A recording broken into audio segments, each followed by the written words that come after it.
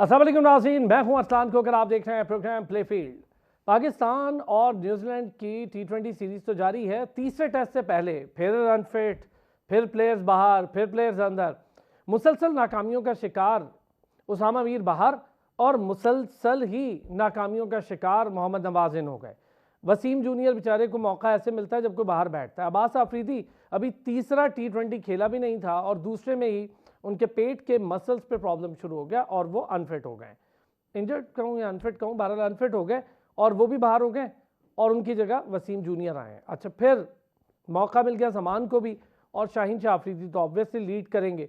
Batting lineup पे कोई बड़ा चेंज नहीं है, वही है। आजम खान को मौका दिया, एक और अच्छा किया, मैं समझता हूँ ठीक है। 7 मैचेस वैसे वो खेल चुके हैं 3.68 की औसत के साथ, तो कोई बड़ा तीर उन्होंने 7 मैचेस में तो नहीं मारा और मुझे उम्मीद है कि वो आगे भी शायद बहुत बड़ा तीर ना ही मारें। क्योंकि देखें, जब 7 मैचेस आप दे देते हैं या 10 दे देते हैं, उसमें से कोई एक इनिंग ऐसे नहीं हो सकता कि जिस रोल के लिए आपको खिलाया जा रहा है वो रोल भी आप पूरा ना करें, एक इनिंग खेलें और फिर 10 इनिंग्स बैठें, जो कि हम खुशदिल और आसिफ के लिए हमेशा कहा करते थे। ओपनर, 1 डाउन, चौथी पोजीशन या इफ्तिखार समेत ये पोजीशन जस्टिफाई कर रही हैं, ये सारे ठीक खेल रहे हैं। हमें प्रॉब्लम है आसिफ और खुशदिल की पोजीशन पर, उस पर तो बात करेंगे लेकिन प्रोग्राम के पहले हिस्से में सबसे ज़्यादा आजकल सोशल मीडिया पर भी बात हो रही है, हम भी उस पर बहुत बात करते हैं। Sindh premier league, Sindh premier league होने जा रही थी, होते होते फिर रुक गई और रुकी क्यों, मुलतवी क्यों हुई और फिर अब होने जा रही है। तो क्या मामलात आए, एनओसी का क्या मसला आया, प्लेयर्स के हवाले से जो ड्राफ्टिंग हुई क्या वही कंटिन्यू की जाएगी, जो प्लेयर्स उस जो टाइम पीरियड या ड्यूरेशन था उस ड्यूरेशन में बाहर जाके दूसरी लीग्स खेल रहे हैं उनके लिए क्या होगा इनके मुआहदों में, कि उन्हें वापस बुलाया जाएगा, उन्हें खिलाया जाएगा और कितने यंगस्टर्स को मौका मिलेगा। और यकीनी तौर पर चाहे वो कश्मीर प्रीमियर लीग हो, सिंध प्रीमियर लीग होने जा रही है, पहला इसका सीज़न होगा। लेकिन इसके बाद एक चीज़ ज़रूर होती है कि राहें खुल जाती हैं जूनियर्स के लिए, यंगस्टर्स के लिए। यंगस्टर्स को पाकिस्तान टीम एकदम तो मिलना मुश्किल है, लेकिन अंडर 19 ए और दीगर टीम्स में उनका मौका मिलता है, डोमेस्टिक में मौके मिलते हैं। अब तो पैटर्न्स ट्रॉफी शुरू हो चुकी है तो अब डिपार्टमेंट में भी मौके मिलेंगे, तो अब क्रिकेट भी बढ़ गई है, क्रिकेट के मामलात भी बढ़ गए और मौके भी बढ़ गए। सिंध प्रीमियर लीग कहाँ पर जा रही है, कैसे जा रही है, कैसे होने जा रही है, इस पर तो बात करेंगे। लेकिन इंपॉर्टेंट मसला वही कि क्या इसकी डेट्स मुतसादिम तो नहीं होंगी पाकिस्तान सुपर लीग के साथ, इस पर भी बात करेंगे। हसनैन लियाकत साहब एंकर पर्सन, स्पोर्ट्स जर्नलिस्ट हैं और मज़े की बात यह है कि डायरेक्टर मीडिया भी हैं। सक्कर पैट्रियाट्स को देख रहे हैं और सिंध प्रीमियर लीग की बड़ी मुतारिक टीम है और उनके साथ साथ डायरेक्टर सक्कर पैट्रियाट्स हमारे साथ मौजूद हैं राजा अब्दुल मतीन साहब। दोनों हजरात का बहुत शुक्रिया। हसनैन, इससे पहले कि मैं आपसे शुरू करूं, मैं राजा अब्दुल मतीन साहब से शुरू करता हूं चूँकि डायरेक्टली सवालात उनसे ही बनते हैं। राजा साहब कैसे हैं? जी अल्हम्दुलिल्लाह अरसलान भाई, थैंक यू सो मच आपका और आपकी चैनल का। अच्छा राजा साहब, अब मुझे ये बताएं, ये लंबा चौड़ा अरसा हुआ हम सुनते रहे कि होने जा रही है, होने जा रही है और बिल्कुल करीब आकर लीग मुलतवी हो गई। अच्छा, बड़ा एक धचका लगता है प्लेयर्स को, सीनियर्स को तो कुछ नहीं लगता, जो बड़े नाम है उनका तो कुछ भी नहीं जाता, उन्हें तो पैसे मिलने हैं, उन्होंने तो इधर उधर लीग्स खेलनी है, उनको बाहर भी मिल जानी है। जो जूनियर्स होते हैं उनके बड़े स्टेक पे लग जाता है, उन बेचारों की ख्वाहिशात होती हैं, उन्होंने अपना पूरा प्लान कर लिया होता है कि यार मेरा फ्यूचर यहाँ से शुरू होने जा रहा है। लीग मुलतवी हुई, वजह क्या थी, एनओसी का क्या मामला था, ज़रा अगर डेप्थ में इसका बता सकें। असलाम भाई, देखें हमारा जो शेड्यूल था आपको भी बताया कि 14 दिसंबर से 25 दिसंबर ये लीग शेड्यूल थी नेशनल स्टेडियम कराची में और इसमें 6 टीमें हिस्सा ले रही थीं और उन 6 टीमों में पाकिस्तान के नेशनल स्टार्स, यंगस्टर, डोमेस्टिक के तमाम वो बड़े प्लेयर्स उसमें शामिल थे और वो लीग अपनी तैयारियों के साथ जा रही थी। और पीसीबी ज़ाहिर है उसके ज़ेर एहतमाम आपने देखा कि डिपार्टमेंटल क्रिकेट काफ़ी अरसे से बंद थी और जब उसकी ज़ाहिरा लीग्स की और डिपार्टमेंट क्रिकेट की जो डेट्स थी उसमें तसादम आया, तो जो सिंध प्रीमियर लीग है उसकी मैनेजमेंट और पीसीबी के दरमियान आपस में बैठकर ये तय हुआ कि हम जो सिंध प्रीमियर लीग है उसकी डेट्स को आगे लेकर जाते हैं। तो 14 से 25 तक पहले शेड्यूल थी और उसके बाद 25 जनवरी से, ये जो आने वाला 25 जनवरी से 5 फरवरी तक ये शेड्यूल है नेशनल स्टेडियम कराची में। और उसमें एनओसी पीसीबी ने पहले भी दे दिया था और अब भी एनओसी मौजूद है, प्लेयर्स को भी एनओसी दे दिया है। और जो इंटरनेशनल प्लेयर्स थे, जो आप देखें कि जो सेंट्रल कॉन्ट्रैक्ट वाले प्लेयर्स थे वो बहुत सारे ऐसे प्लेयर्स हैं जिनको पीसीबी ने एनओसी दिया और मुख्तलिफ टीम्स का हिस्सा काफ़ी तो रिटायर ही हो गए सर। जैसे इमाद वसीम है, हाँ मेरे शाहिद इधर का अमीर। नहीं, हमने हाँ जी हाँ। उन्होंने कहा हम तो नहीं खेल रहे, तो उनके लिए तो आपको आसानी हो गई। लेकिन अच्छा, चलिए, मैं आसानी- एनओसी का मामला उठा क्यों, मतलब सिंपल यही वजह थी कि मुतसादिम थी कुछ डेट्स, तो आप लोगों ने खुद ही सोचा, इंतजामिया ने, आपकी टीम हो गई, बाकी फ्रेंचाइज हो गई, जाहिर है वो सारे इंतजामिया का हिस्सा है कि उन्होंने सोचा कि नहीं यार डोमेस्टिक क्रिकेट को तंग ना किया जाए। पाकिस्तान में बड़े अरसे के बाद तो कोई डोमेस्टिक क्रिकेट का एक दौर शुरू हुआ है, कोई 8-9 महीने 12 महीने तो खाली पड़ी रही है डोमेस्टिक क्रिकेट, तो ये वजह थी। जी हाँ, बिल्कुल यही वजह थी, क्योंकि सिंध प्रीमियर लीग की मैनेजमेंट ने बेहतर यही समझा कि ज़ाहिर पाकिस्तान क्रिकेट बोर्ड है जिसके ज़रिए तमाम तर लीग्स होती हैं और ये डोमेस्टिक क्रिकेट भी होती है, और डिपार्टमेंट क्रिकेट काफ़ी अरसे से बंद थी। पीसीबी को ख़ुद भी मुश्किलात थी, आपने देखा कि कुछ टीम्स बैकआउट कर गई थी और उसके बावजूद जो है उन्होंने डिपार्टमेंट क्रिकेट को तरजीह दी। वो होनी चाहिए जिससे ज़ाहिर जो नया टैलेंट है वो सामने आता है। फर्स्ट क्लास क्रिकेट में ऐसे प्लेयर्स जिनको मौका नहीं मिलता अपने रीजन्स की टीम ने, तो वो फिर डिपार्टमेंट की क्रिकेट का हिस्सा होते हैं। तो सिंध प्रीमियर लीग की मैनेजमेंट ने ये बेहतर समझा कि हम इस अपनी लीग्स को आगे करते हैं और मज़ीद बेहतर तैयारियों के साथ जो है ना इसको करते हैं। तो उसके लिए एनओसी का मेरे ख्याल से कोई प्रॉब्लम नहीं था, क्योंकि इसमें सिंध गवर्नमेंट इन्वॉल्व है, ऑलरेडी पाकिस्तान की गवर्नमेंट है, इदारे हैं, और ये तमाम लोग मिलकर ये इस लीग को कामयाब बनाने के लिए अपना किरदार अदा कर रहे हैं। और मेरे ख्याल से एनओसी वाली, आपको पता है कि चमगोइयाँ तो चलती रहती हैं, लेकिन एनओसी का ऐसा कोई इशू नहीं था। बीबीपीसीबी ने एनओसी जारी किया हुआ है, 25 से 5 तक इंशाल्लाह वो तैयारियां शुरू हैं। आप देखेंगे एक बड़ा इवेंट होगा जिसमें आप देखा कि पाकिस्तान के तमाम बड़े चैनल्स और टीवी चैनल्स और चले इस दुनिया तरह भर तो में फिर उससे ब्रॉडकास्ट। डेट भी मुतसादिम नहीं होगी ना पाकिस्तान सुपर लीग से। जी हाँ, 5 फरवरी तक है और आपने 17 फरवरी से मेरे ख्याल से पीएसएल स्टार्ट है और हमारा जो फाइनल है वो 5 फरवरी को है। हाँ जी हसनैन साहब, क्या कहते हैं जनाब अली।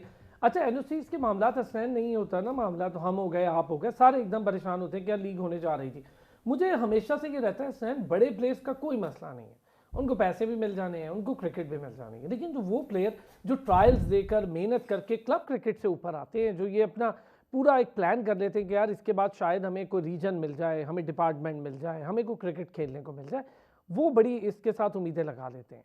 देखिए अरसलान साहब, सबसे पहले आपका शुक्रिया, सच टीवी का शुक्रिया कि जिन्होंने आज सिंध प्रीमियर लीग के हवाले से और सकर पैट्रियट के हवाले से ये प्रोग्राम रखा। देखें, जहाँ तक आपने बात की कि पैसों की, कि पैसे मिलने हैं या नहीं मिलने हैं, जो सुपरस्टार प्लेयर्स हैं ना वो तो पहले ही चेक ले लेते हैं। वो कहते हैं जी पहले हमारे चेक्स आएंगे और उसके बाद हम लीग में शिरकत करेंगे। लेकिन मैं आपको इस दफ़ा जो सिंध प्रीमियर लीग हो रही है उसकी बताता चलूँ, स्पेशली अपनी टीम के हवाले से बताता चलूँ कि सकर पैट्रियट ने जितने भी हमारे प्लेयर्स थे, चाहे वो इमर्जिंग कैटेगरी में हैं, चाहे वो सिल्वर कैटेगरी में है, गोल्ड में है या डायमंड कैटेगरी में, उनको 25% पेमेंट्स जा चुकी हैं। अभी आपको पता है कि लीग को स्टार्ट होने में 10 दिन है और जो ही लीग का पहला मैच होगा तो उसकी पेमेंट्स कुछ और भी चली जाएंगी और आखिरी मैच से पहले पहले हम सारी पेमेंट्स देंगे। और अच्छा, लेकिन ये मुझे बताएं, ये मैं आपसे फिर राजा साहब से बड़े प्लेयर्स के लिए ये है या तमाम ऊपर से नीचे तक? नहीं, देखिए इमर्जिंग में भी होंगे। हम आपको बताते हैं, राज साहब भी इसमें ऐड करेंगे कि हमने प्रॉपर जो हमारे 20-22 प्लेयर्स थे, तकरीबन 20 प्लेयर्स थे, उनको सबको 25% दे दी है। जिसकी जितनी पेमेंट बनती थी उसका 25% उसको पहुंच चुका है। और 25 को हमारा पहला मैच है, 26 को हमारा पहला मैच है, तो उसमें भी उनको मेरे ख्याल 30-35% मिल जाएगा। और जब हमारा आखिरी मैच होगा उससे पहले पहले वो तमाम तर पेमेंट्स क्लियर होंगी, क्योंकि हमने इस माजी में देखा है कि बहुत सारी लीग्स में प्लेयर्स को ये मसाइल दरपेश रहते हैं। नॉट इन पाकिस्तान, हमें तो कश्मीर प्रीमियर लीग की मिसालें देते हुए मज़ा आता है ना। आपके कनाडा में जो पिछले दिनों लीग हुई थी, कामरान अकमल के ड्यूज़ हैं, बहुत सारे ऐसे सुपरस्टार प्लेयर्स हैं जिनके ड्यूज़ अभी तक क्लियर नहीं हुए। ठीक है, हाँ ठीक है, करूँगा। देखें, इसमें लीग्स का बेसिकली ज़ाहिर है लोग कश्मीर प्रीमियर लीग की भी मिसाल देते हैं। इसमें देखें लीग्स तो हमने सबक सीखा है तमाम चीज़ों से, लेकिन इसमें फ्रेंचाइज जो ऑनर्स होते हैं ज़्यादा उनका प्रॉब्लम होता है, क्योंकि उनने पेमेंट करनी होती है वाया लीग प्लेयर्स को, तो वो वहाँ पे प्रॉब्लम कर रहे होते हैं और वो फिर लीग के ऊपर वो दबा आ जाता है कि भाई लीग वालों ने नहीं की। और अभी इसी चीज़ को देखते हुए सिंध प्रीमियर लीग की मैनेजमेंट ने यह फैसला किया है कि तमाम फ्रेंचाइजीज़ जो है वो मैचेस स्टार्ट होने से पहले तमाम प्लेयर्स को 75% पेमेंट कर लेंगी और ड्यूरिंग द इवेंट जो है ना वो 25% पेमेंट होगी, ताकि तमाम प्लेयर्स लीग ख़त्म होने से पहले सारी क्लियरेंस हो जाए। अच्छा राजा साहब, यही चीज़ एक बार ज़रा इसलिए कि जो लोग सुन रहे होते हैं, कई ऐसे हमारे दोस्त हैं, मैं माजरत के साथ ये बात करूं, कश्मीर प्रीमियर लीग में कई हमारे बेचारे क्रिकेटर्स हैं जिनकी पेमेंट्स नहीं हुई, वो मेरे साथ राब्ते में हैं, मुझे भी कहते रहे, हमने प्रोग्राम भी किए। आपकी बात दुरुस्त है, इस लिहाज से मैं मानता हूँ कि मैनेजमेंट, ज़ाहिर है एक जो मैनेजमेंट है उसका काम ये है कि लीग ऑर्गेनाइज करना, एक खास सर्टन अमाउंट जो होती है सिक्योरिटी के नाम पे वो रख लेना, बाकी पेमेंट्स करना, और ये सारा काम होता है फ्रेंचाइज का। आपकी बात बिल्कुल ठीक, बहुत अच्छा आपने कहा कि चलें जी फ्रेंचाइज की जिम्मेदारी। वो प्लेयर्स जो जूनियर लेवल पे या इमर्जिंग कैटेगरी में खेलते हैं उनको टारगेट बड़े आसानी से हो जाते हैं। आप लोगों ने ये बहुत अच्छा किया है, बहुत अच्छी बात है कि जी 25% सबको बिला तफरीक, चाहे वो इमर्जिंग में है या सुपर स्टार कैटेगरी में, आपने दे दिया। सारों के साथ यही रवैया होगा कि 75% पेमेंट हो चुकी होगी एंड से पहले और 25% एंड में। जी हाँ, बिल्कुल। देखें असलान भाई, इसमें कैटेगरीज हैं, जैसे हमारा आइकन प्लेयर है या इमर्जिंग वाला है या सिंधी इमर्जिंग है, तो तमाम प्लेयर्स को जो उनका कॉन्ट्रैक्ट है हमने किया है, जितने भी पेमेंट है जिस प्लेयर्स की और जिस कैटेगरी की जो पेमेंट है उसका 25% उनको चला गया है, और रिमेनिंग जो भी हमारा स्केजुअल है पेमेंट्स का उसके मुताबिक चली जाएंगी वाया कोई सिंधी इमर्जिंग है या लोकल इमर्जिंग है या पाकिस्तान का स्टार्स आइकन प्लेयर है या प्लेटिनम कैटेगरी का है। तमाम प्लेयर्स को बिला तफरीक जो उनके साथ हमारा मायदा है उसके तहत उनको दे देंगे। हसन, थोड़ा सा सवाल हो जाएगा, कड़वा हो जाएगा, लेकिन चूंकि आप लोग यहाँ मौजूद हैं और मुझे अच्छा ही लग रहा है कि हर चीज़ पे बात हो रही है। यार हमने देखा कि चाहे वो लीग कोई भी हो, XYZ में नाम नहीं लूँगा, उस शहर के नाम से तो शुरू होती है, उस सूबे के नाम से भी हो जाती है, उस एरिया के नाम से। प्लेयर्स बाहर से ला के खिला देते हैं। सिंध में बहुत टैलेंट है और सिंध के टैलेंट को कम बेशी मौका मिलता है कि वो इस तरह आएँ और खेलें बड़े लेवल पे। ये बात बिल्कुल दुरुस्त है। बड़ी मुश्किल से शाहनवाज धानी, आपको पता ही है कि जिस तरह के वो क्रिकेट खेलते थे वहाँ से कहाँ पहुँचा, वो अपनी मेहनत पे पहुँचा। सिंध के दूर दराज के एरियाज क्या काम किया आप लोगों ने, आपके फ्रेंचाइज ने, प्रीमियर लीग ने, सिंध प्रीमियर लीग ने, कि वहाँ से लड़कों को लाए और सिंध का हकीकी टैलेंट सामने आया। देखिए, जहाँ तक सिंध प्रीमियर लीग का ताल्लुक है तो उन्होंने तो एक ब्रांड हमें दे दिया और उसमें हमने अपने ब्रांड को खुद प्रमोट करना है, अपने प्लेयर्स को खुद प्रमोट करना है। जहाँ तक सक्खर की बात है तो सक्खर ने पिछले दिनों इवेंट्स भी किए हैं, टैलेंट एंड प्रोग्राम भी किए हैं सक्खर के इलाकों में भी और आगे पीछे भी सक्खर के करीब करीब के इलाकों में, और वहाँ से हमें जो टैलेंट मिला उसको हमने एज ए सिंधिंग इमर्जिंग कैटेगरी, इस वक्त वो हमारी टीम में मौजूद है। और आपने कहा ना कि वहाँ के लोगों को मौका नहीं मिलता, तो इस वक्त SPL की हर टीम में 2 से 3 प्लेयर्स सिंधी इमर्जिंग कैटेगरी के हैं। ठीक है, आपने वो उनमें से 5 प्लेयर्स हैं लेकिन 2 मेरे ख्याल प्लेइंग 11 में। ठीक है, तो 2 प्लेयर आपने हर प्लेइंग 11 में खिलाने हैं। आप देखें कि वो 2 प्लेयर जो इतने कैपेबल हैं कि वो सक्खर पैट्रियट की या फिर बेनजीराबाद की नुमाइंदगी करेंगे SPL में, और उनके साथ कौन खेल रहा होगा, शाहिद खान अफरीदी खेल रहे होंगे, शाहनवाज धानी खेल रहे होंगे, इमाद वसीम खेल रहे होंगे, तो डेफिनेटली एक बहुत बड़ा एक्सपोजर होगा। हम अगर थोड़ा सा बैक पे चले जाएं कश्मीर प्रीमियर लीग में, सलमान इरशाद वर डाउन एंड आउट, उनको PSL में भी जो है ना कभी पिक किया जाता था कभी नहीं पिक किया जाता था। उन्होंने कश्मीर प्रीमियर लीग से वापस कम बैक किया। Sufiyan Muqeem is a product of Kashmir premier league, Mehran Mumtaz is a product of Kashmir premier league, Zaman Khan जो कि कल अपना T20 मैच खेलेंगे वो पाकिस्तान KPL की प्रोडक्ट है। तो ये जितने भी आप देखेंगे कि SPL हो जाएगी तो उसके बाद आपको सिंधी जो प्लेयर है वो भी नजर आएंगे। बेसिकली तो मेनली कराची के प्लेयर्स आपको नजर आते हैं, सिंध में से एक शाहनवाज धानी आपको नजर आते हैं या हैदराबाद से हसनैन है वो आपको नजर आते हैं। लेकिन इस सिंध प्रीमियर लीग के बाद आपको एक दबाव भी नजर आएगा स्पेशली T20 क्रिकेट में कि आपको सिंध के जो इंटरनल एरियाज के लोग हैं वो भी नजर आएंगे। फिर राजा साहब से भी आपने देखा होगा, अजीम घुमन जैसे शानदार प्लेयर, मेरे शहर हैदराबाद से उसका ताल्लुक है, मेरा जूनियर है, वो मेरे साथ खेला, जूनियर खेल रहा था, जब मैं अंडर 19 खेल रहा था वो जूनियर था। अजीम बहुत एक्सट्रीम टैलेंट है, अजीम ने हर जगह स्कोर किया, लेकिन चूंकि वो हैदराबाद से था, फिर ये रिवलरी कराची हैदराबाद वाली, बड़ा छोटे शहर, इंतजामिया के मसले, तो मौका नहीं मिल पाया अजीम को अच्छे से खेलने का। स्कोर आपको पता है उसने ढेर लगा रखा है। अजीम की तरह के बहुत सारे प्लेयर्स आए हुए हैं, लेकिन अरसलान साहब एक डिफरेंस है उस वक्त की क्रिकेट में और आज की क्रिकेट में। एक डिफरेंस है, जब ये मैचेस पाकिस्तान के 3 बड़े जो स्पोर्ट्स हाउसेज हैं वो दिखाएंगे और पाकिस्तान की आवाम इनको देखेगी। लेट सपोज अगर सिंध से 4 प्लेयर्स आउटस्टैंडिंगली परफॉर्म करते हैं बैटिंग डिपार्टमेंट में भी और बॉलिंग डिपार्टमेंट में भी, उसके बाद वो मीडिया की जीनत बन जाएंगे, उसके बाद वो आपके X की जीनत बन जाएंगे, फेसबुक की, इंस्टाग्राम की जीनत बन जाएंगे। जब आपके पीछे सोशल मीडिया एक दफ़ा आपकी पावर बन जाता है ना, उसके बाद आपको किसी सिफारिश की जरूरत नहीं होती। जिस जमाने की आप बात करें उस जमाने में बंदा फर्स्ट क्लास में रन्स कर करके पता चलता था उसकी स्लॉट में इंजमाम उल हक खेल रहा है, उसकी स्लॉट में मिसबाह उल हक खेल रहा है, उसकी स्लॉट में यूनुस खान खेल रहा है। जब वो रिटायर होगा तो उसके बाद उसको 2 मैच मिल जाएंगे या वो as a first class cricketer वापस चला जाता है। तो ये लीग्स का सबसे बड़ा फायदा ये है कि इसमें आपको आई बॉल्स मिलती हैं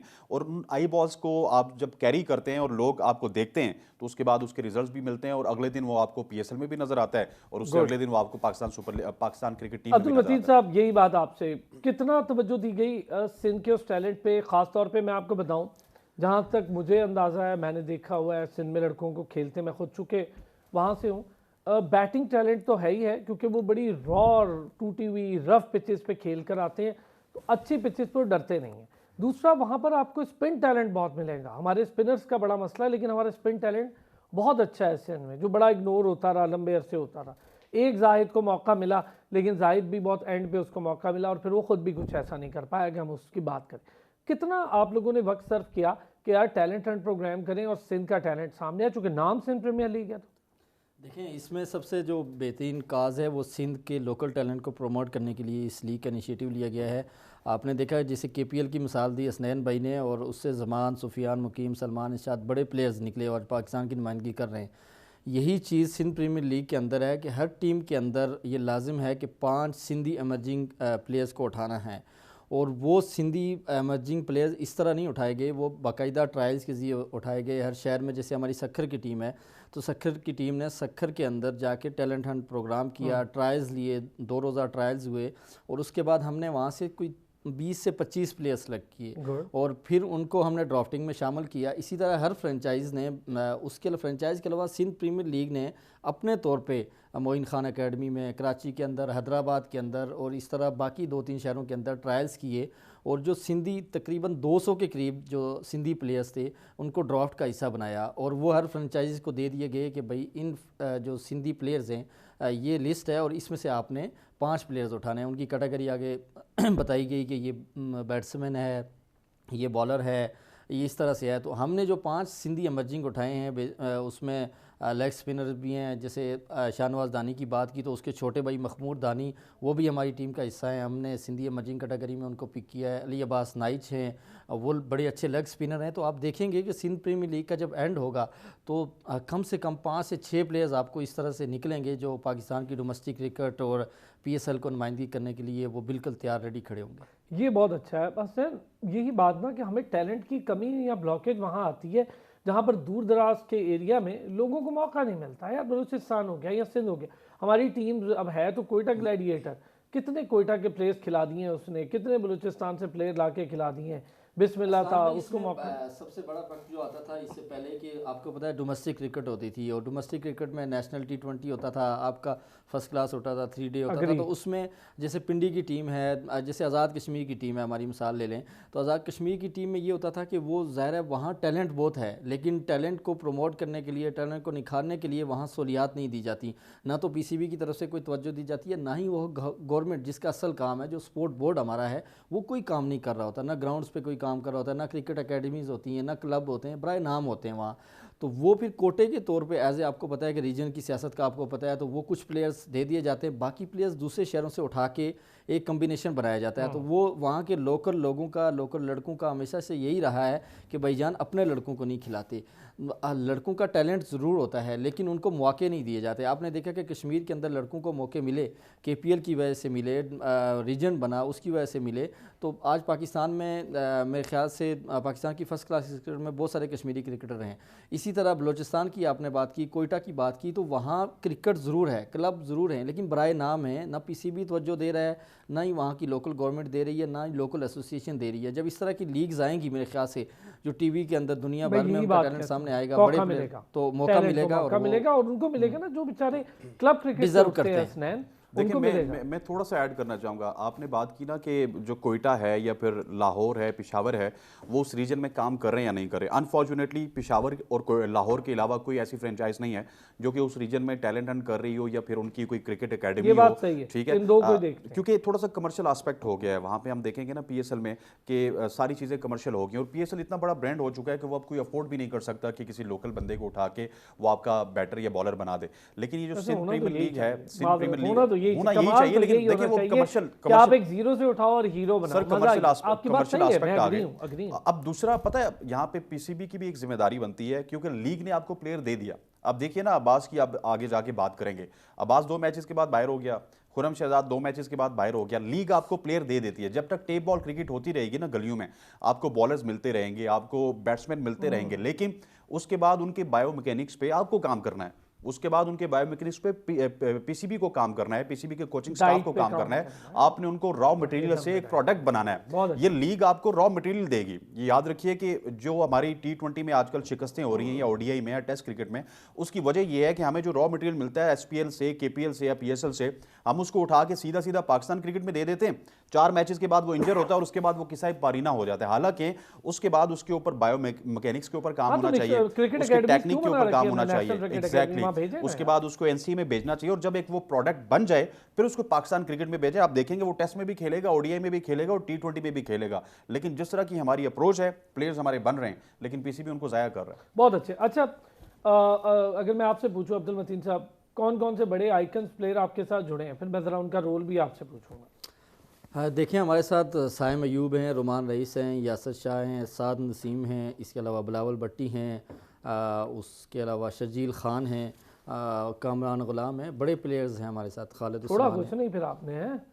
अच्छा, कामरान गुलाम, आपने साइम को तो चले अच्छा मौका मिल रहा है, और साइम तो अगर खेलता है वहाँ तो वो आप अलग डिफरेंस भी देखेंगे। Is a very good chap.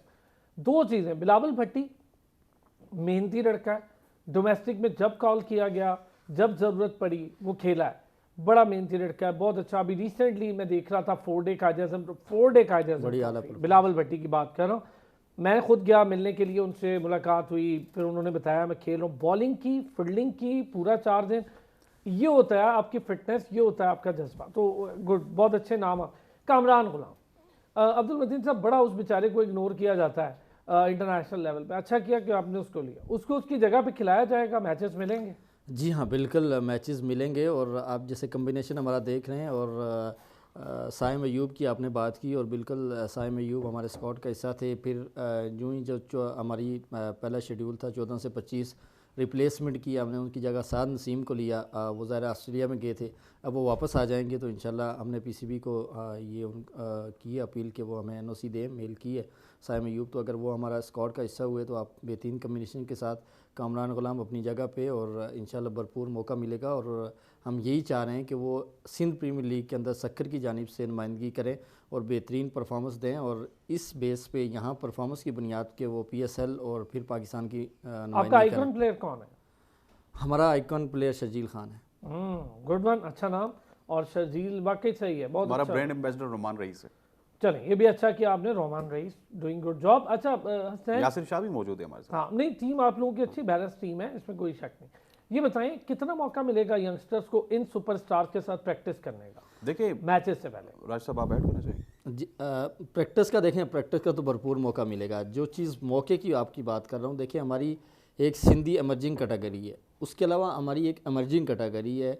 Emerging category में लोकल जो प्लेयर्स हैं अंडर 19, 2 प्लेयर्स को उठाया गया है। जैसे हमने मोहम्मद रियाज खान जिनका बजौर से तल्लक है, जी हाँ। हनान मंजूर हैं कश्मीर मुजफ्फराबाद से हाँ तल्लक है, 2 प्लेयर्स को हमने उठाया। तो उन 2 प्लेयर्स में से एक प्लेयर जो है वो प्लेइंग 11 का हिस्सा होगा हर मैच में। इसी तरह जो सिंधी एमर्जिंग है उनमें से जो 5 प्लेयर हैं उनमें से 2 प्लेयर्स प्लेइंग 11 का हिस्सा ठीक होंगे। है। आप ये खुद सोचें कि जब 11 के स्क्वाड में इतने बड़े नाम होते हुए ये 3 प्लेयर्स उसका हिस्सा होंगे, बहुत बड़ी तो बात, सही है, ऑब्वियसली अच्छा, अच्छी इतना ही average है। मौका दे सकते हैं। ज़ाहिर प्रैक्टिस पूछ रहा हूँ जी, प्रैक्टिस कब से शुरू करें? प्रैक्टिस हम 20 तारीख से शुरू हो रहा है कैंप नेशनल स्टेडियम कराची में ही, और 5 दिन का कैंप है, उसमें मैचेस भी हैं, प्रैक्टिस भी है। तो मेरे ख्याल से मौका मिलेगा यंगस्टर को कि वो अपने स्टार्स के साथ प्रैक्टिस कर सकें। जो सीनियर्स हैं हमारे वो अपना एक्सपीरियंस शेयर करेंगे प्लेयर्स के साथ। कोचिंग स्टाफ बेहतरीन कोचिंग स्टाफ है, तो मेरे ख्याल से बहुत कुछ सीखने का मिलेगा। एक और चीज़ मैं ऐड करना चाहूँगा असलान भाई आपके साथ से, कि जो सिंध प्रीमियर लीग का स्टैंडर्ड है, मेरे ख्याल से अभी तक लोगों को इस चीज़ का इल्म नहीं होगा कि किस लेवल पे हो रही है। सर जब आपने खेली जाती दुनिया है ना चीज़ तब ज़्यादा आप लोग बेहतर, लेकिन मैं हाँ। आपसे ये लाजमी सवाल हाँ करता चले, अच्छा आपने बता दिया। आपने स्टैंडर्ड देखा क्या कि है? दुनिया के अंदर सीपीएल हुई है, 2-3 और लीग्स हुई हैं, लेकिन उनकी क्वालिटी और इसकी क्वालिटी में आपको पीएसएल में कोई फ़र्क नज़र नहीं आएगा। आप अगर प्रोडक्शन की बात करेंगे, आप किसी चीज़ की भी बात, आप कमेंटेटर्स की बात करेंगे, दुनिया के बड़े नाम्स आ रहे हैं, ठीक है। अच्छा, और आप ये समझें, आप ये बिल्कुल भूल जाएंगे कि कोई लोकल डोमेस्टिक लीग हो रही है, ये एक इंटरनेशनली लीग हो रही है, और पाकिस्तान समेत दुनिया भर में ये दिखाई जाएगी। और इसका जो प्रोडक्शन का लेवल है वो सेम लाइक पीएसएल होगा। चलिए गुड हो गया। हसनैन, कितना मौका मिलेगा? सारे स्टार्स इकट्ठे हो जाएंगे उस टाइम पे कि नए लड़के उनके साथ कम से कम 5-6 दिन तो कैंप करें? देखिए जो स्टार्स हैं जो इस वक्त न्यूजीलैंड हैं उनके साथ तो शायद उनको कैंप ना चलिए मिल उनको सके, छोड़िए क्योंकि ना, बाकी तो है ना, 21-22 यासिर है, तारीख को बाकी मैच है, खत्म हो रहे शर्जील हैं। है। हाँ, यासिर शाह हो गए, शर्जील खान है, रुमान रईस हैं, इवन दूसरी टीमों में इमाद वसीम हैं, शादाब खान हैं, और बहुत सारे लोग हैं जो कि आपको सिंध प्रीमियर लीग खेलते हुए नजर आएंगे। तो उनके साथ डेफिनेटली वो जो 4-5 दिन है उनको मौका भी मिलेगा। और जिस तरह राजा साहब ने ऐड किया कि एक इमर्जिंग प्लेयर और 2 सिंधी इमर्जिंग, वो तो प्लेइंग 11 में खेलेंगे, और जब वो प्लेइंग 11 में खेलेंगे उनको ना सिर्फ किसी सुपरस्टार खिलाड़ी के साथ खेलने का उनको मौका मिलेगा, बल्कि उनको ये भी मौका मिलेगा कि पूरी दुनिया उनको देखेगी, पूरी दुनिया उनके टैलेंट से रोशनास होगी। और जिस तरह मैं एक चीज़ ऐड करना चाहूँगा कि शर्जील खान है, देखिए अब वो PSL की प्रोडक्ट थे या पाकिस्तान क्रिकेट की प्रोडक्ट थे, PSL में एक हॉट केक हुआ करते थे कराची किंग्स की जानिब से, वो हमारी टीम में मौजूद है। लेट सपोज अगर शर्जील खान अच्छा परफॉर्म करते हैं और वो करेंगे, जिस तरह सलमान इरशाद एक ज़माने में PSL से डाउन एंड आउट थे, इसी तरह शर्जील खान की भी वापसी हो सकती है। इसी तरह बहुत सारे प्लेयर्स हैं जिनकी वापसी हो सकती है। देखिए ना कितना उसने एग्जैक्टली शानदार परफॉर्म किया है और फिर वो अपने दरवाजे पे जाना शुरू हो गया। एग्जैक्टली अहमद शहजाद हैं, उमर अकमल इस लीग को खेल रहे हैं। सो ये जितने भी प्लेयर्स हैं डेफिनेटली आप प्रैक्टिस सेशन में तो ये हमारे तमाम तर जो जूनियर्स हैं उनके साथ होंगे, लेकिन उसके बावजूद भी 3 जो ऐसे खुशनसीब जूनियर होंगे वो हर गेम में इनके साथ खेलेंगे। अच्छा जी, अब्दुल मतीन साहब, चूंकि वक्त की कमी होगी, इस हमारे पहले सेशन में हमने सोचा कि ज़रा सिंध प्रीमियर लीग पे पूरी बात हो ना, क्योंकि बार बार चहमक गोइयाँ, तो अच्छा है कि एक चीज़ क्लियर हो जाए। ये बताएं सर, फिटनेस और अनफिटनेस ये प्लेयर के साथ जुड़ी रहती है। हमने ये देखा है कि लीग जो होती हैं वो बस एक सर्टेन टाइम के लिए साथ होते हैं, और लाहौर कलंदर और पेशावर ज़ल्मी जिसकी बात कर रहे हैं ना हसनैन, इसको छोड़कर बाकी लीग छोड़ देती हैं प्लेयर्स को, यार जाएं, जैसे शर्जील के साथ हुआ और बहुत सारे प्लेयर्स के साथ हुआ। तो कितना कनेक्ट रहेंगे अपने प्लेयर के साथ उसके अच्छे बुरे हालात में? देखें, हम पूरा साल कनेक्ट रहेंगे और उसके लिए हमने पूरा प्लान अभी से तैयार कर लिया, और हम सक्खर के अंदर जो सक्खर के मेयर हैं उनके साथ मिल के वहाँ पे एक ग्राउंड के साथ हाई परफॉर्मेंस सेंटर बना रहे हैं, एक स्टैंडर्ड का। PCB भी उसमें इन्वॉल्व होगा, लोकल गवर्नमेंट होगी, सिंध गवर्नमेंट होगी, और हम कोशिश करेंगे जो सिंध के लड़के हैं और कराची के लड़के हैं उनको भरपूर वहाँ पे तमाम सहूलियात, ना सिर्फ सक्खर की टीम के बल्कि जितने भी वहाँ लोकल टैलेंट होगा उसके लिए एक नेशनल लेवल की जो है ना हम सहूलियात मुयस्सर करें, ताकि वहाँ वो क्रिकेट एकेडमी ट्रेनिंग के साथ साथ अपनी फ़िटनेस, बाकी डाइट्स, तमाम चीज़ों का ख्याल रख सकें।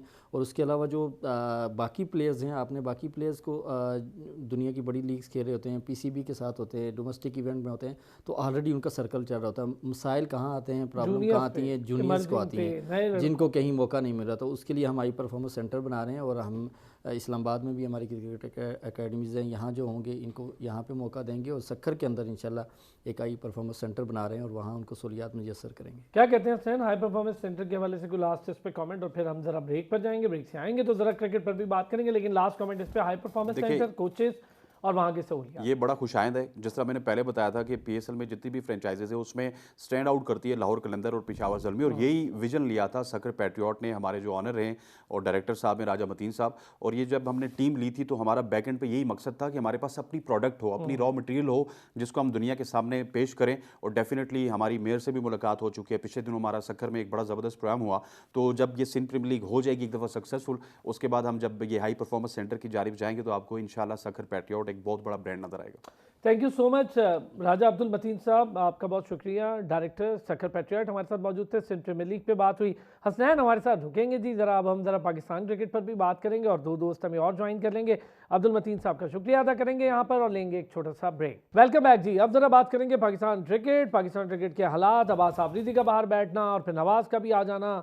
उसामा मीर ने ऐसे प्लेयर को जगह दे दी है जो खुद तो नाकाम थे ही, उसामा मीर, दूसरा प्लेयर भी आउट ऑफ फॉर्म है या मुसलसल नाकाम है, मोहम्मद नवाज, लेकिन मौका मिला है। चूँकि जाहिर है नवाज बहुत लंबे अरसे से टीम के साथ हैं, ऑन एंड ऑफ चलता रहता है ये चीज़ें कि कभी आपकी फॉर्म होती है कभी नहीं होती। लेकिन एक चीज़ ज़रूर है कि अगर मोहम्मद नवाज इस बार भी परफॉर्म ना कर पाए तो क्या करेंगे, क्या ऑप्शन होंगे, किसको खिलाएंगे, कहाँ से लाएंगे बॉलर? फिर आप जाएंगे उस्मान कादिर की तरफ, फिर आप कहेंगे वो T20 का बॉलर नहीं है, फिर आप दूसरे को देखते हुए वापस आ जाएंगे शादाब पर, फिर आप कहेंगे जी शादाब जो है वो परफॉर्म नहीं कर रहा। तो कभी ये 4-5 बॉलर्स के बीच में ही आप फंस जाएंगे और एक एक को मौका देंगे। अबरार को तो अभी टाइम लगेगा, उनको अरकुन निसा का दर्द है। हसनैन लियाकत हमारे साथ मौजूद हैं, स्पोर्ट्स जर्नलिस्ट हैं, स्पोर्ट्स एंकर हैं, हमारे साथ मौजूद हैं। काफ़ी डिटेल से SPL पे तो गुफ्तगू हुई, लेकिन अब ज़रा पाकिस्तान टीम पर होगी। सैफ खान साहब ने हमें ज्वाइन किया है। सैफ भाई साबिक क्रिकेटर हैं, क्रिकेट एक्सपर्ट हैं, क्रिकेट एनालिस्ट हैं।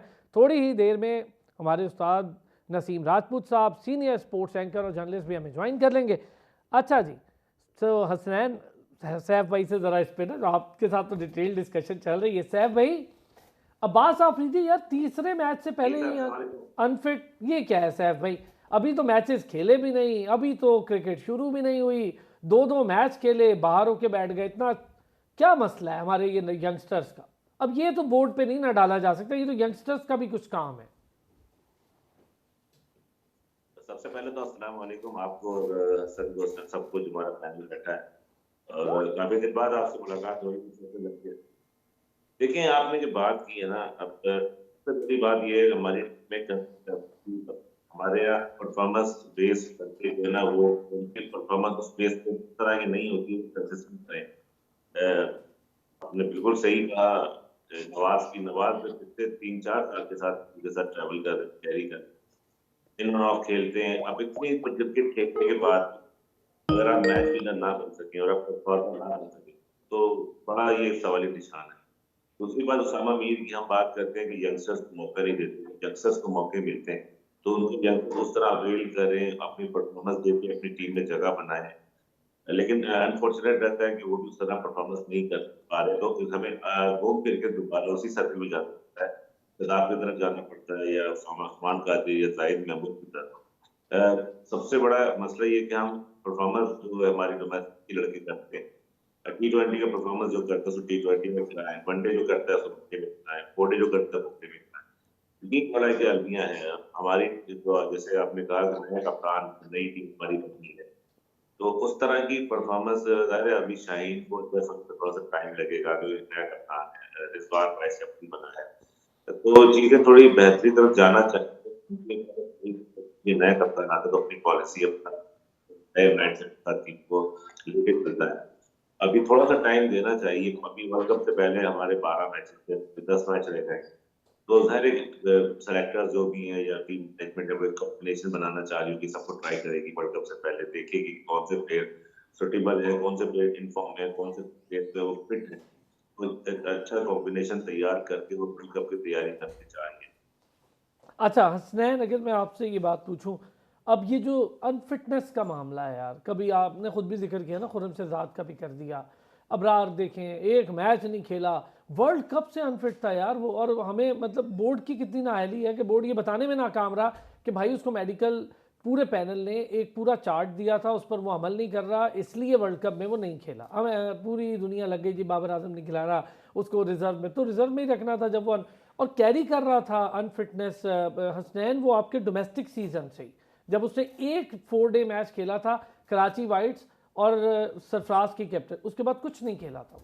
देखिए, जब आप लाखों रुपए दे के एक ऐसे शख्स को टीम का फिजियो लगा देंगे जिसको शायद, जिसके पास वो डिग्री नहीं है, जिसके पास इतनी कैपेबिलिटी नहीं है कि जो नसीम शाह को वो कहता है तुम्हें कंधे की थोड़ी सी बीमारी है, ये बस तुम खेलते रहो तो इंशाल्लाह दूर हो जाएगी, और वो बीमारी हमें 6 महीने लेके बैठ गई।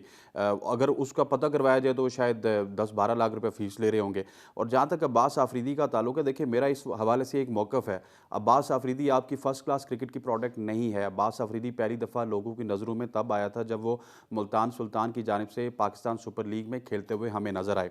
इससे पहले खुर्रम शहजाद आपकी डोमेस्टिक प्रोडक्ट थे, उनको भी आपने ज़ाया कर दिया। मसला ये है कि एक दफ़ा जब प्लेयर आ जाता है ना, लेट सपोज अब्बास आफरीदी आ गया, एहसानुल्लाह आ गए, हम ना रातों रात कोई प्लान नहीं बनाते, सोशल मीडिया के प्रेशर पे रातों रात उसको अफगानिस्तान भेज देते हैं या श्रीलंका भेज देते हैं। हालांकि पीसीबी को चाहिए ये होता है कि ये जो जितने भी बॉलर्स हैं ना, ये टेप बॉल बैकग्राउंड से आते हैं, ठीक है, इनके ऊपर वर्क करना चाहिए, इनके बायो मैकेनिक्स के ऊपर वर्क करना चाहिए, कोचिंग स्टाफ इनके ऊपर काम करे, ठीक है। एनसीए का क्या मकसद है? एनसीए का ये मकसद है कि जब बंदा इंजर हो जाए उसके बाद उसको जो है आप ट्रीट करके 7-6 महीने के लिए बाहर बैठा दें। मसला ये है कि प्लानिंग का मसला है, प्लानिंग का फुकदान है। जिस तरह आपने नवाज की बात की, नवाज क्यों आज लाजिम व मलजूम है? इस वजह से कि पिछले 6-7 साल में हमने बैकअप नहीं बनाने दिया। नवाज हमारा, मतलब नवाज या शादाब के अलावा हमारे पास ऑप्शन ही कोई नहीं है, क्योंकि हमने बैकअप ही नहीं बनाने दिया। आज अगर आपका बैकअप होता, प्रॉपर बैकअप होता, तो आपके पास 6-7-8 स्पिनर्स पीछे बैकअप पे मौजूद होते। 2016 से हम इनको कैरी कर रहे हैं। सरफराज की क़यादत में ये टीम में आए थे और उसके बाद कोयटा ग्लैडिएटर्स की परफॉर्मेंसेस पे टीम पे आए थे, लेकिन आज तक एक आध बैटिंग में इंपैक्टफुल परफॉर्मेंसेस और एक आध बॉलिंग में इंपैक्टफुल परफॉर्मेंस के अलावा नवाज के खाते में तो कुछ भी नहीं है। जब उनकी आप स्टैट्स भी देख लें, हमारे पाकिस्तान में तो हर जर्नलिस्ट स्टैट्स देखते हैं ना, आप नवाज के स्टैट्स देख लें, स्टैट्स में वो जीरो हैं। तो ये तमाम तर चीज़ें जो है एक ख़राब सिस्टम की वजह से हैं। जब आपका सिस्टम ठीक हो जाएगा तो हर चीज़ ठीक हो जाएगी। सिस्टम जब तक ठीक नहीं होगा तो टीम के साथ ये वाले मामला चलते रहेंगे। अगर नसीम राजपूत भाई ने हमें ज्वाइन कर लिया तो नसीम भाई से भी ज़रा सी बात करते हैं। नसीम भाई, सर ये बच्चे अभी खेलते नहीं हैं, दूसरे मैचेस होते हैं, और अभी तो T20 है यार, वनडे के पूरे 10 ओवर भी नहीं है, टेस्ट के 20-21 ओवर भी नहीं है, 4-4 ओवर 8 ओवर की गेम खेल के अनफिट होते हैं। बात में हसनैन की बड़ी इंपॉर्टेंट है और दम है उसमें कि नेशनल क्रिकेट एकेडमी को रखा क्यों हुआ है। टीम में लाने से पहले वहाँ ले जाएं, उनकी फिटनेस पे काम करें, उनकी स्ट्रेंथनिंग और पर काम करें। स्ट्रेंथनिंग कोच होते हैं यार, कंडीशनिंग कोच होते हैं, उस पर काम करें, उनकी डाइट पे काम करें, उनके मसल्स पे काम करें। यही तो काम है बायोमैकेनिक्स और इन सारी चीज़ों का।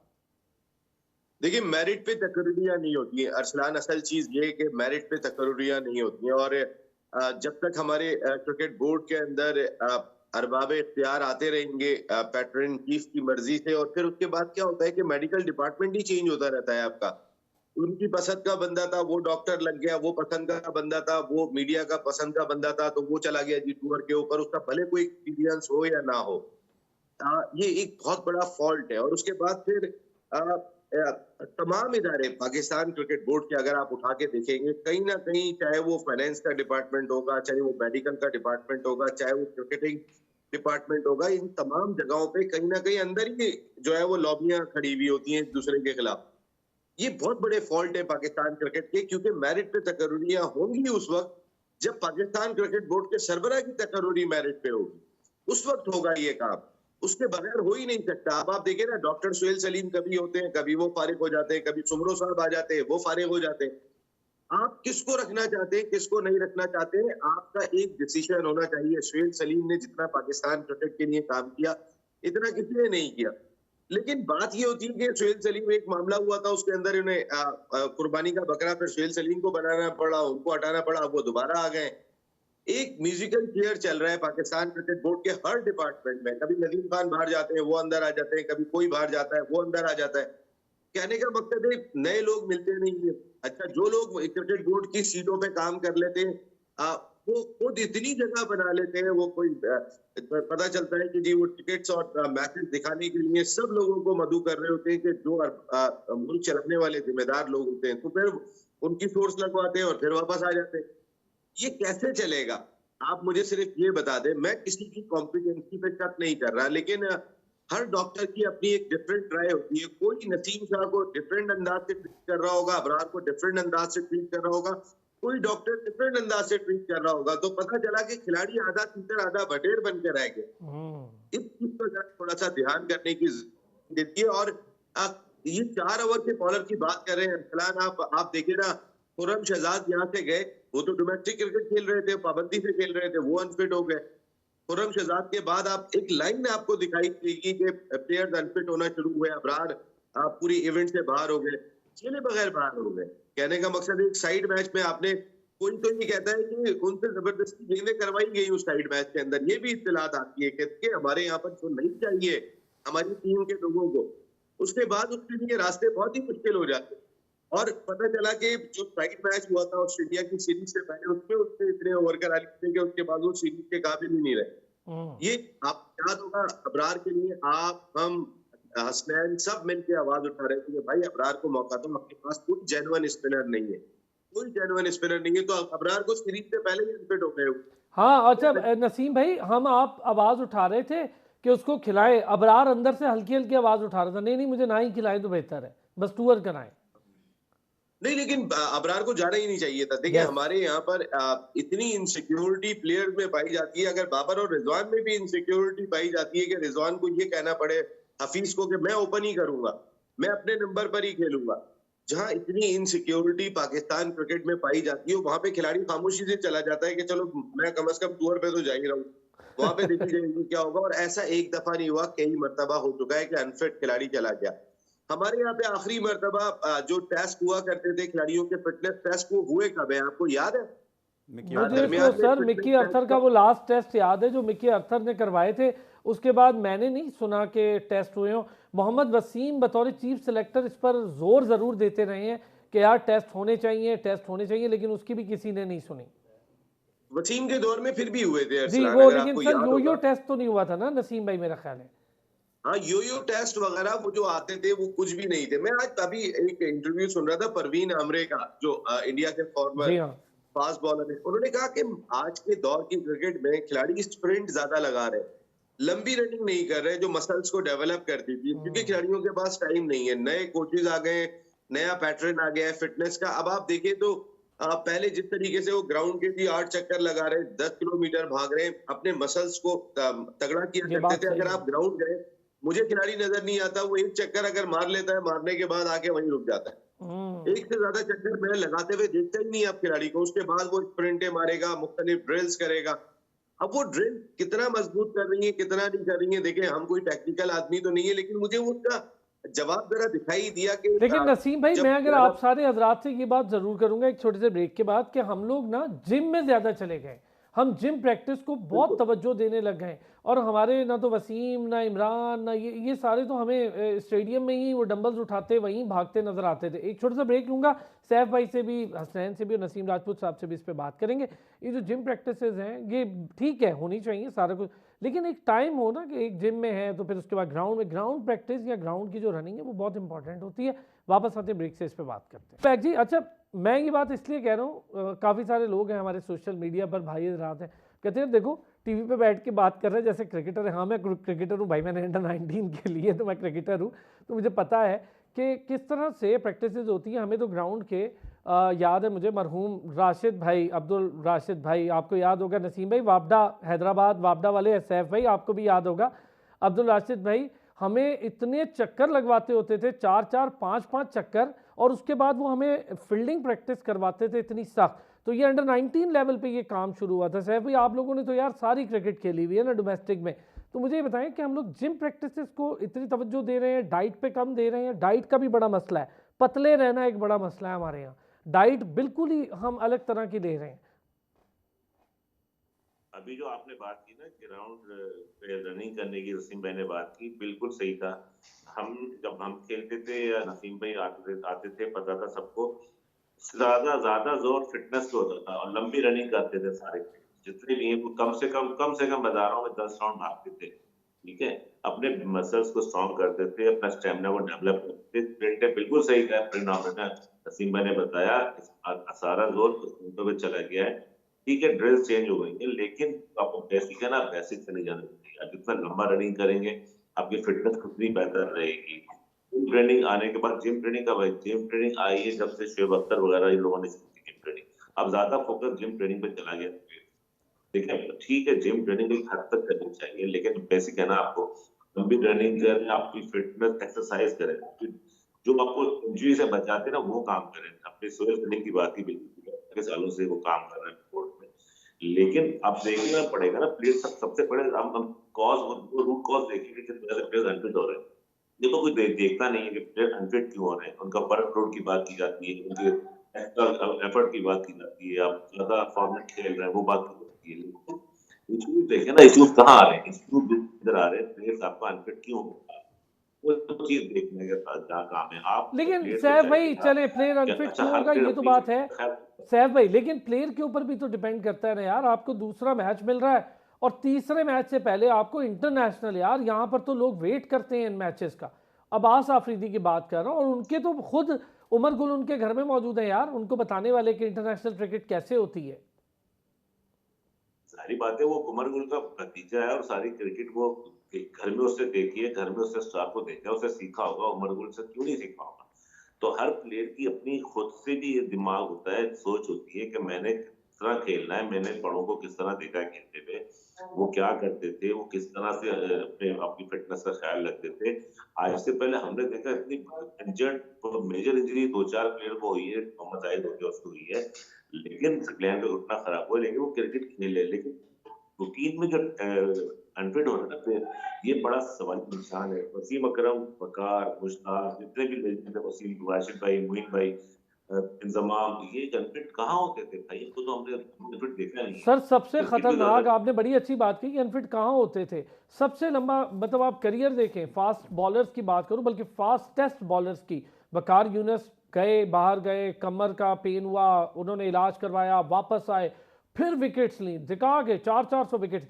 शोएब अख्तर बार बार अनफिट, बार बार आके खेलना, फाइटिंग स्पिरिट, और कितना लंबा करियर। जी सैफ भाई कुछ कहना चाह रहे हैं, फिर मैं हसनैन से भी बात करूंगा।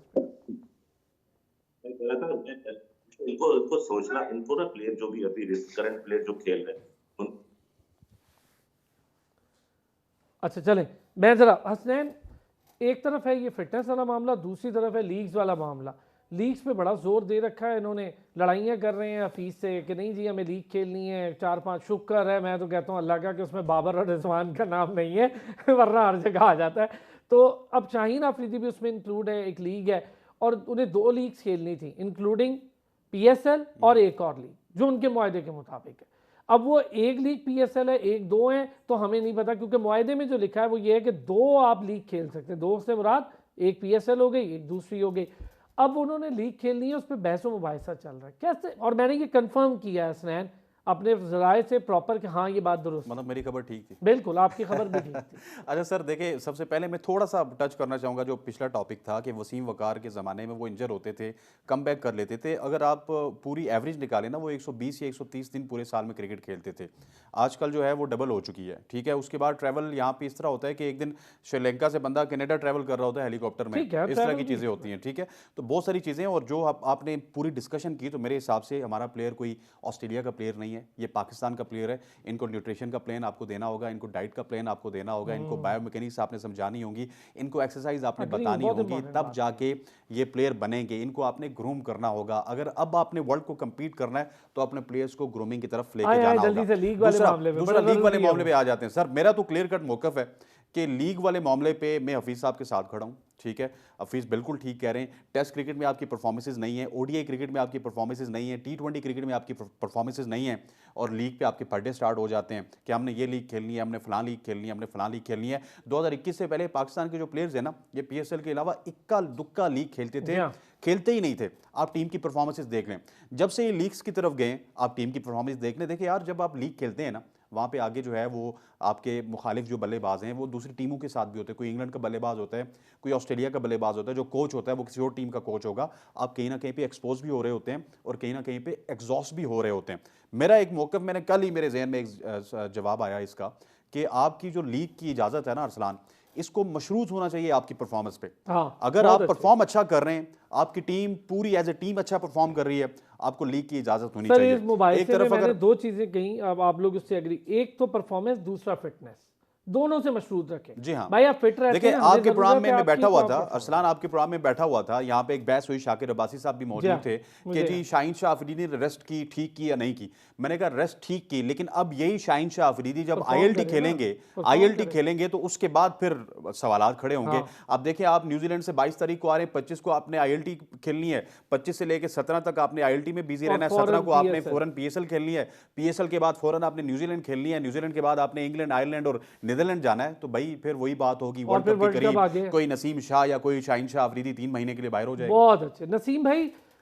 एक तो 2 चीज़ें, हफीज़ की सख्तियां भी ठीक हैं, इन्हें सख्तियों की आदत नहीं है ना लड़कों को, इन्हें तो खुला मिला हुआ था कि यार जो मर्जी। अब थोड़ी सी सख्ती की है हफीज़ ने, जो उनके दौर में होती थी, जो उनके साथ हुई हैं, सीनियर प्लेयर्स ने की है, तो उन्होंने थोड़ी सी की और रिस्ट्रिक्शंस भी की कि मुआहदे के मुताबिक बच्चों एक एक लीग खेलो और एक एक PSL खेलो। शाबाश, ये नहीं होगा कि PSL को पाकिस्तान लीग बनाओ और 2 अलग लीगें खेलो, ये नहीं होगा। मैं भी हफीज के टॉपिक पे आता हूँ क्योंकि मुझे हफीज जितने इन्हीं क्रिकेटर के साथ वो क्रिकेट खेल चुके, इस तरह की चीजें इम्प्लीमेंट कराने के लिए थोड़े से इमेच्योर लग रहे हैं। क्योंकि खिलाड़ियों के साथ जो उनकी दोस्ती और जो ताल्लुकात रहे हैं, चाहे वो कलंदर्स की जानिब से साथ खेले हो, जब आप साथ खेलते हैं तो आपकी दोस्तियां का लेवल एक डिफरेंट हो जाता है। ऐसे में इम्प्लीमेंट कराना आसान काम नहीं होता। जहां तक अभी बात कर रहे थे कि वसीम वकार 120 दिन खेला करते थे और बाकी प्लेयर्स जो है वो आज क्रिकेट ज्यादा हो गई है। देखिए हसनैन, एक चीज है, जब वो 120 दिन क्रिकेट खेलते थे, वो टेस्ट क्रिकेट के अंदर आके 8 या 9 ओवर का बर रफ्तार स्पेल करते थे। आज आपका बॉलर 4 से 5 ओवर, 4 ओवर के बाद 5वां ओवर करता है, उसकी गेंद पहुंचना मुश्किल हो जाती है। कहने का मकसद ये, चाहे क्रिकेट कब होती थी, वो अपनी फिटनेस पे काम करते थे, जब भी तो वो 9 ओवर का 10 ओवर का स्पेल आके टेस्ट क्रिकेट में किया करते थे। फिटनेस ही तो कर सकता है आदमी, 9 और 10 ओवर का स्पेल इसके अलावा नहीं कर सकता।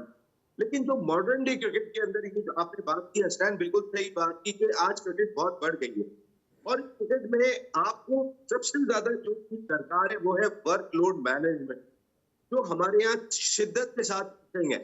आप अगर उठा के देखें, एक मैच में कमिंस खेल रहे होते हैं, एक में हैजलवुड को ड्रॉप किया जाता है, एक मैच में स्टार्क को बिठा देते हैं, वो अपनी सीरीज के अंदर चेंजेस कर रहे होते हैं। इंग्लैंड को आप देखेंगे, एक मैच में वोट खेल रहे होते हैं, एक मैच में वो वोट को लेकर आते हैं।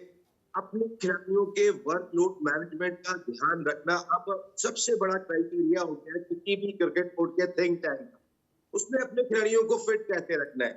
आप जैसे भी बात की कि अगर परफॉर्मेंस अच्छी है और हम बुनियाद पे जाने देंगे तो असली की चांस ये भी है कि जो परफॉर्मेंस दे के आ रहा है वहां पर भी तो जान मार के आ रहा है, और वो जान मार के आया है। जब भी उसने परफॉर्मेंस दिए तो आगे अगर उसको इजाजत देंगे तो उसकी एंट्री का चांस बढ़ जाएगा। तो हमें अपने क्राइटेरिया को बनाना पड़ेगा। और दूसरी चीज ये कि ये हफीज से बस की बात नहीं रखती कि इन खिलाड़ियों पे वो इम्प्लीमेंट करा लेंगे चीजें, मुझे नहीं लगता, इस वजह से नहीं लगता कि हफीज रिसेंट पास्ट में उनके साथ प्रोजेक्ट खेलते आ रहे हैं। हफीज का ज्यादा टाइम उनके साथ एज ए प्लेयर गुजरा है, एज ए बडी गुजरा है, और उसके बाद जब आप उनके ऊपर कोई बर्डन डालेंगे तो फिर बडी का बर्डन बर्दाश्त नहीं होता। ये मैं बताऊं आपको, नसीम भाई जबरदस्त बड़ी बात जबरदस्त, ये बात मैं आपकी बात से 100% है। सैफ भाई एग्री करते हैं नसीम भाई की बात से? बहुत सही पॉइंट है।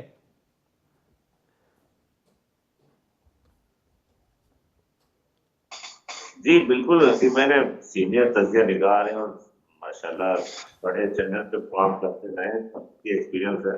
उनकी बात है वजन कीमत नसीम भाई अरे का एक्सपीरियंस है, तो मैं इनकी बात से एग्री करता हूँ। आपको बिल्कुल ठीक करेंगे किस तरह से ऐसा करना चाहिए। बिल्कुल एंड पे अगर मैं ये बात आपसे छोटा सा एक चीज़ पूछना चाहूँ, नसीम भाई तीसरे T20 में कुछ चेंज देखेंगे टीम के खेलने में? यंगस्टर्स के, यार बाबर तो स्कोर कर रहा है, फ़खर भी कर रहा है, रिजवान भी कर ही देगा, यंगस्टर्स पे बड़ा काम है सर, आजम खास तौर पे।